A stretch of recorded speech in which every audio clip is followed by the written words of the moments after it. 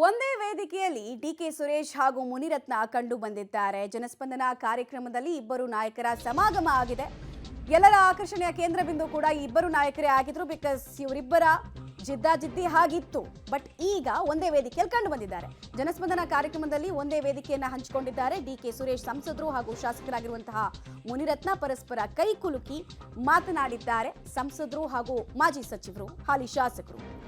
ಜನಸ್ಪಂದನ ಕಾರ್ಯಕ್ರಮವನ್ನ ಡಿಕೆ ಶಿವಕುಮಾರ್ ಅವರ ನೇತೃತ್ವದಲ್ಲಿ ನಡೆಸಿಕೊಂಡು ಬರಲಾಗ್ತಾ ಇದೆ. 6ನೇ ಆವೃತ್ತಿಯ ಜನಸ್ಪಂದನ ಕಾರ್ಯಕ್ರಮವನ್ನ ಇಲ್ಲಿ ಹಮ್ಮಿಕೊಳ್ಳಲಾಗಿತ್ತು. ಸೊ ಈ ಟೈಮ್ನಲ್ಲಿ ಇಬ್ಬರು ಪರಸ್ಪರ ನಗ್ನಗ್ತಾ ಕುಶಲೋಪರಿಯನ್ನ ವಿಚಾರಿಸಿ ಮಾತನಾಡಿದ್ದಾರೆ ಅನ್ನೋದು ತಿಳಿದು ಬರ್ತಾ ಇದೆ.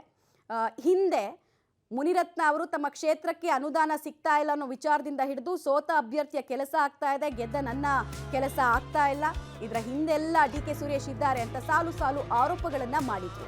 ಆರೋಪ ಒಂದು ಹಂತಕ್ಕೆ ವಿಪರೀತ ಹಂತಕ್ಕೂ ಕೂಡ ಹೋಗಿತ್ತು. ಬಟ್ ಬದಲಾದ ರಾಜಕೀಯ ಸನ್ನಿವೇಶದಲ್ಲಿ ಎಲ್ಲವೂ ತಿಳಿಯಾಗಿದೆಯಾ ಅನ್ನೋ ಪ್ರಶ್ನೆ ಕೂಡ ಇದ್ದೇ ಇದೆ. ಅಥವಾ ಗಮನಿಸ್ತಾ ಇದ್ದೀವಿ ನಾವು, ಮುನಿರತ್ನ ಹಾಗೂ ಸಂಸದ ಡಿಕೆ ಸುರೇಶ್ ಅವರು ಒಟ್ಟಿಗೆ ಒಂದೇ ವೇದಿಕೆಯಲ್ಲಿದ್ದಾರೆ.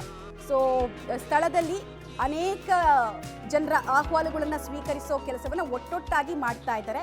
ಈ RR ನಗರ ಕ್ಷೇತ್ರ ಕೂಡ ಬೆಂಗಳೂರು ರೂರಲ್ಗೆ ಬರುತ್ತೆ. ಸೊ ಪ್ರೋಟೋಕಾಲ್ ಪ್ರಕಾರ ಸಂಸದರು ಹಾಗೂ ಶಾಸಕರು ಇಬ್ಬರು ಕೂಡ ಜನರ ಅಹವಾಲು ಸ್ವೀಕರಿಸಬೇಕಾದ್ರೆ ಇದ್ದೇ ಇರ್ತಾರೆ. ಸೊ ಅದೇ ರೀತಿ ಆಗ್ತಾ ಇದೆ. ಸ್ಥಳದಲ್ಲಿ BWSSP ಇರ್ಬೋದು, BBMP ವ್ಯಾಪ್ತಿಗೆ ಸಂಬಂಧಪಟ್ಟಂತೆ ಯಾವುದಾದ್ರೂ ಚಿಕ್ಕ ಪುಟ್ಟ ಸಮಸ್ಯೆಗಳು ಜನರಿಗೆ ಆಗ್ತಾ ಇದ್ರೆ ಅದರ ಮನವಿಯನ್ನು ಸ್ವೀಕರಿಸಿ ಸ್ಪಾಟಲ್ಲೇ ಪರಿಹಾರ ಕೊಡುವಂತಹ ಕೆಲಸ ಕಾರ್ಯಕ್ರಮದ ಉದ್ದೇಶ. ಕಾರ್ಯಕ್ರಮದಲ್ಲಿ ಸಂಸದರು ಹಾಗೂ ಶಾಸಕರು ಕಂಡು ಬಂದಿದ್ದು ಹೀಗೆ ನಗ್ನಗ್ತಾ ಹಳೆಯದೆಲ್ಲವನ್ನ ಮರೆತು, ಕಹಿಯನ್ನ ಮರೆತು ಮಾತಾಡಿರೋದು ಈಗ ಎಲ್ಲರ ಗಮನವನ್ನು ಸೆಳೀತಾ ಇದೆ.